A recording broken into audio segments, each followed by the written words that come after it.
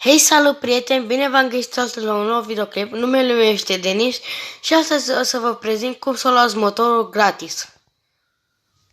Dați la Car Update. Vă duceți la Tuning.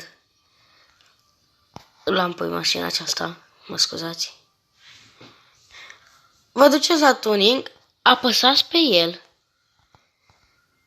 Vă duceți la o altă mașină, de exemplu aceasta, și dați unlock for 26 de lei. Și avem motorul. Hai să încercăm cu alta. Păsăm pe motor, ne ducem la o mașină, dăm la tuning, unlock for 26, s-a făcut, am luat motor.